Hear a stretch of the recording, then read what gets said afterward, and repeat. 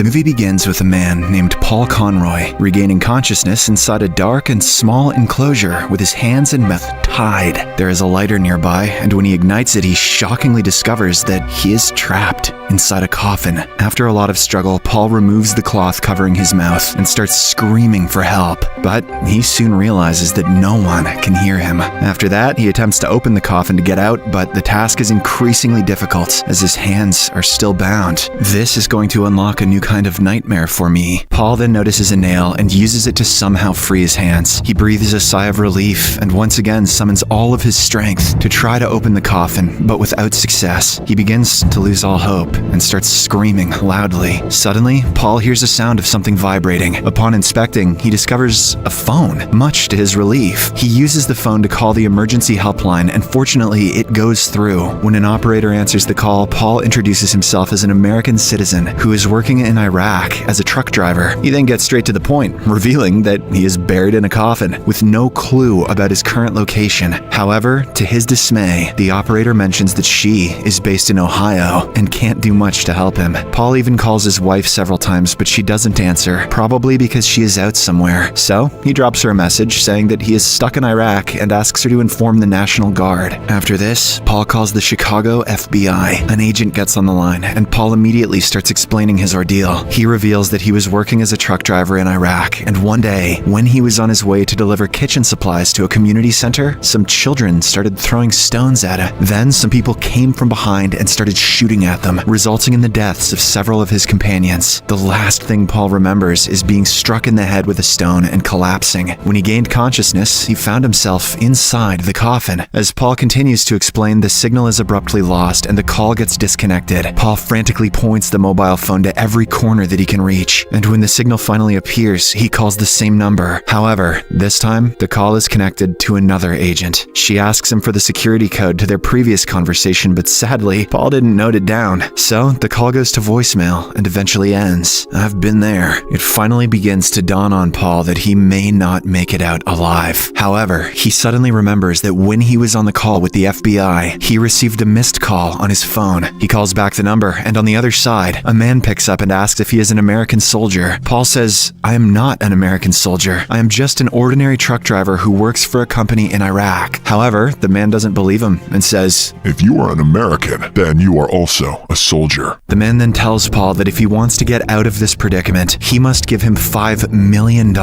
and he has until 9:00 p.m. to do so. If he doesn't provide the money, the man will bury him alive. Turns out, this is the same man who has caused all this mess. In response, Paul nervously tells him that he doesn't have that much money, as he is just an ordinary truck driver. If he had that kind of money, he wouldn't have come to work in Iraq. However, the man suggests that Paul should contact the American embassy and discuss the matter with them. He is sure that they will pay $5 million to set an American citizen free. Saying this, the man hangs up the call. Paul is pretty sure that the American embassy would never give such a large amount of money for a driver. However, he still calls the state government after obtaining the number from his sister-in-law. As Paul provides them with all the information about his situation, the woman on the line informs him that she already knows about him. It turns out when he sent the voice message earlier, it reached them instantly. Paul then explains that the kidnapper has asked for a ransom of $5 million, and if he doesn't receive the money, they will leave him to die. Unfortunately, the woman says that they cannot provide $5 million because it goes against their policy, as they don't negotiate with any terrorists. This frustrates Paul, and he tells her that it's easy for her to make a decision while sitting in a room, but he's the one who's about to die within a few hours. Just tell him you're Ryan Reynolds, dude. That'll get it done. He asks her what will happen to his family after his death. Hearing this, the woman finally pities him and gives him the number of a man named Dan, who is the commander of the hostage group in Iraq. She says that he will definitely assist in this matter. Hopeful, Paul quickly calls Dan, and the latter reveals that he already knows about his predicament. He advises Paul not to panic and assures him that he will be safe outside before 9:00. Dan also advises Paul to mute his phone to save battery and take longer breaths to save oxygen inside the coffin. Just after Paul hangs up the call, the kidnapper calls him again. Paul informs him that the American government has refused to pay the money because he is just an ordinary truck driver. Surprisingly, the kidnapper believes him and agrees to bring down the ransom to $1 million. Not much of a haggler, this guy. He also orders Paul to record a video of him asking the American government for ransom. The kidnapper then explains that a bag is present inside the coffin, and it contains a small script. Paul will have to read it out to make the video.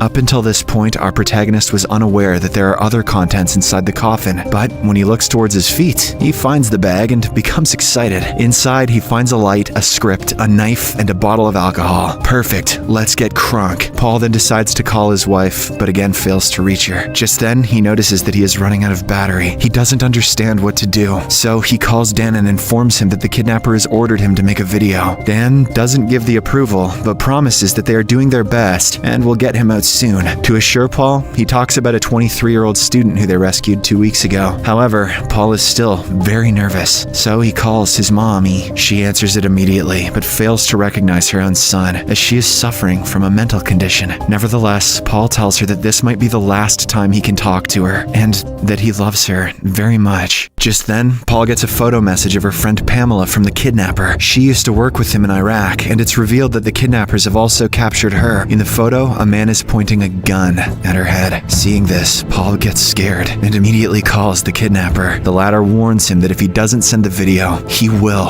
kill his friend. Paul promises to do what he says and pleads with the kidnapper to not harm Pamela. He says that she has 2 children. However, the kidnapper responds that he had 5 children, and the American soldiers killed 2 of them. After he hangs up the call, Paul quickly records the video, in which he states that he is an American citizen who's been kidnapped in Iraq. He now needs $1 million by 9 p.m. in exchange for his life. After Paul sends the video to the kidnapper, he notices a horrifying sight. A venomous snake has snuck inside the coffin through a hole. Initially, he panics and screams out loud, but once he calms down, he comes up with an idea. He uses the alcohol he found in the bag to set a fire and scare the snake away, saving his life. Right after, Paul receives a video message on his phone. In it, his friend Pamela says that despite being an American citizen, the American government didn't help her or fulfill the kidnapper's demands. At the end of the video, a person shoots her in the head, much to Paul's horror. He panics and vomits all over the coffin. He begins to believe that he is surely going to die. Paul then receives a call from Dan, informing him that he shouldn't have recorded the video because it was a move by the kidnappers to put pressure on the US government. Currently, the video has amassed 47,000 views on YouTube. As the two continue talking, Paul hears the sound of prayers coming from a mosque in the distance. He informs Dan about this, and the latter tells him not to worry, claiming that he is really close to rescuing him. Suddenly, there is a huge explosion, causing the upper part of the coffin to crack. This allows sand to seep inside in huge amounts. Panicking, Paul scrambles to use his clothes to block the holes. He then receives a call from Dan, who tells him that his men carried out the attack, and the kidnapper might have died in the explosion. However, the sand continues to fill the coffin, causing Paul's hope to dwindle further. Therefore, he decides to record a final video for his wife and son, becoming highly emotional. Just then, the kidnapper, who had survived the attack, calls him again. He reminds Paul that his time is running out, and if he wants to stay alive, he should quickly fork over that $1 million. However, Paul refuses, stating that the government won't provide any money. In response, the kidnapper instructs him to cut his own finger and create a video to put more pressure on the government. When Paul declines, the kidnapper threatens to kill his wife and son. He even goes as far as revealing their home address. This scares Paul, and he decides to cut his finger and make a video for the sake of his family. Suddenly, he witnesses a ray of light coming from above, and he is about to be rescued. However, he soon realizes that he is hallucinating. Paul is still trapped inside the coffin with nowhere to go. Just then, he receives a call from Dan, who mentions that they have found him and will soon get him out. In the meantime, Paul finally gets a call from his wife. While crying hysterically, she inquires about his well-being. He assures her that he is fine and is about to be rescued, promising that he will soon return home. All this while, sand continues to pour into the coffin, threatening to bury Paul alive before he can be rescued. Worried, he calls Dan and requests that he be saved as soon as possible. Dan assures him that they are almost there. However, the moment he opens the coffin, he finds another man inside. When Paul hears this, all of his hopes are shattered, and he finally accepts his fate. Dan, who is still on the call, profusely apologizes that he couldn't save him.